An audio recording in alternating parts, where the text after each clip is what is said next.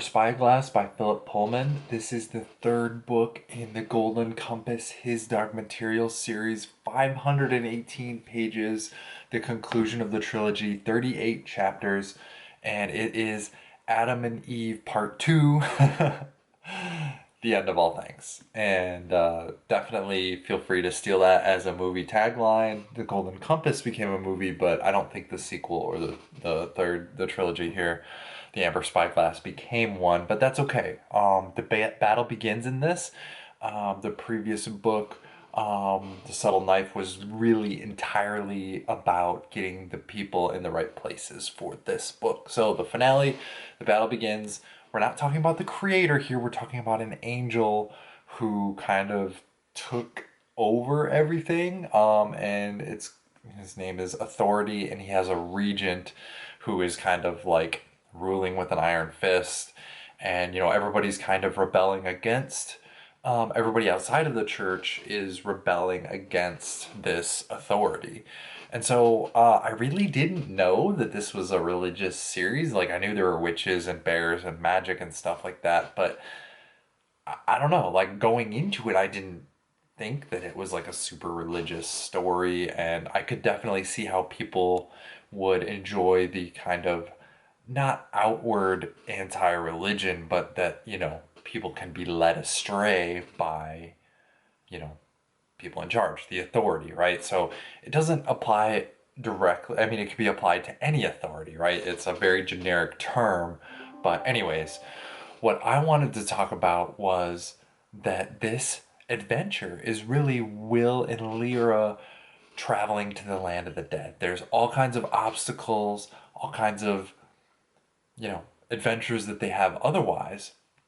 And there's a number of characters, but that's their goal, is to travel to the land of the dead and speak with Roger, who's Lyra's friend, who she thought wrongfully, um, you know, he got killed on her behalf, and Will, who wants to speak with his father, who he only got a brief conversation with once he first met him, and then he was killed by a witch. So that's the big adventure, the goal, and everybody else kind of has their own agenda, and everybody kind of comes together into one final battle.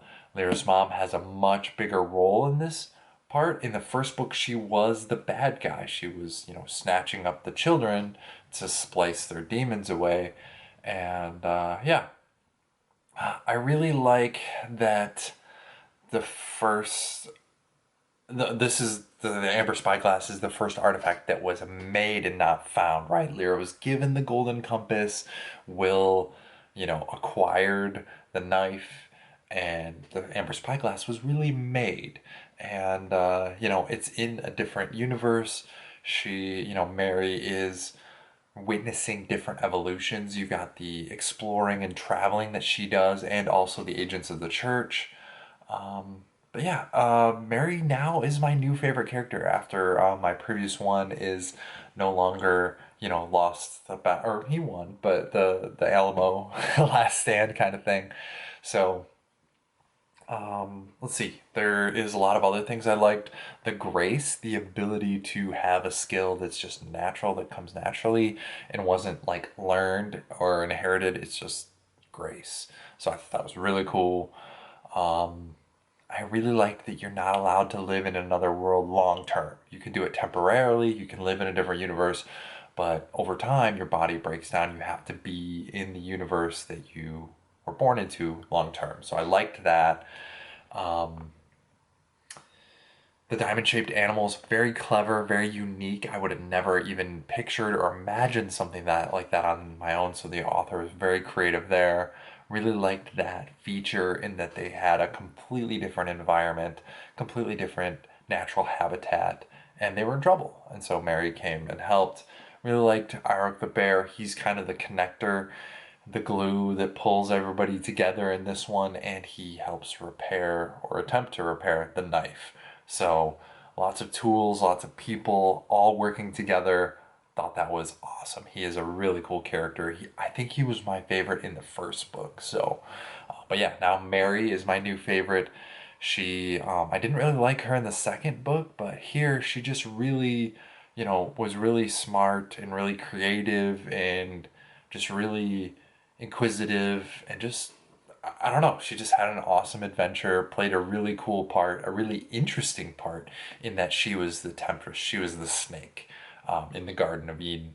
So, very cool metaphor, very cool, just, and the entire situation was really neat, and I was rooting for her the entire time. So, her character in that universe, not the metaphor. I wasn't rooting for the snake. I was rooting for Mary in that she's in a different universe, discovered these animals that have wheels, coconut wheels, and just like her goal to learn their language and help them survive. That was just super cool, very exciting.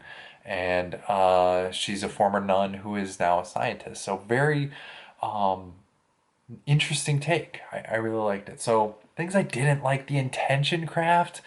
I mean, that was just like, I felt like it was almost like nanobots or quantum. It was like, we need people to get from here to here, and we just need it to happen. And it's like, okay, like I get it. I mean, witches, angels, there's some kind of like belief here that fantastic things can happen, but it was just like, imagine it and you'll go there. And I like the idea, but it was like hovercraft, and I don't know. It just didn't seem to me like a good story connector. I don't know.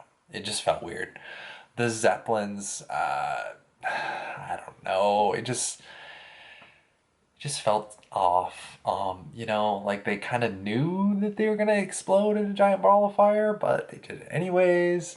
And the harpies in the land of the dead, I feel like, would there really be a gatekeeper like that? Maybe, maybe not. I mean, that's what's in the myths, right? You've got the underworld, and there's like shepherds, kind of.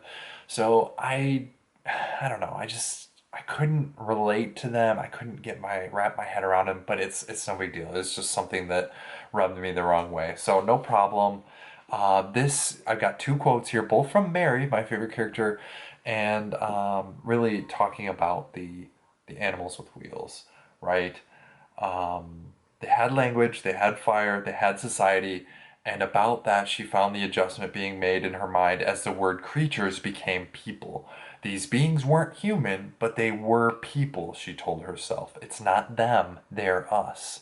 So I really liked that. The other, right? Like she encountered something that was completely alien to her, and the other, right? Not human, not part of us, but they were still people. And so I really, really liked that. That spoke volumes about Mary's character and her willingness to, not avoid difficult situations. She found a completely different alien race, and she was like, hey, I'm going to find out more about them. So that was super cool. This one's also Mary about good and evil. Um, when you stopped believing in God, did you stop believing in good and evil? This is Will asking Mary. No, because Mary was a nun and then became a scientist. No, but I stopped believing there was a power of good and a power of evil that were outside of us. And I came to believe that good and evil are names for what people do, not for what they are. So that spoke, it just really stood out to me, right? Like, there's been a lot of superhero movies recently where they try to, humanize the villain, right? It's not like, oh, I'm always evil. It's like, here are the choices that led me down the path to become evil. And, right, is it actions or intentions? Do thoughts create actions, or do actions create thoughts, right? Are you evil if you think a bad thought? Like, but really it's and from this book's perspective, it's the actions, right? And so that kind of sets the stage for Lyra's mom, who, has been the bad guy. So, anyways, I don't want to give away too much, but this was a very interesting series. Again, I didn't know it was so religious, but it was recommended on our books subreddit, you know, quite a bit. And I was like, hey, I'll give it a shot. And it was absolutely a lot of fun, interesting ride. I wasn't able to guess the twists and turns, set in lots of British language. British slang, but it was a lot of fun and absolutely worth your time. Give it a read, and remember to buy your books used.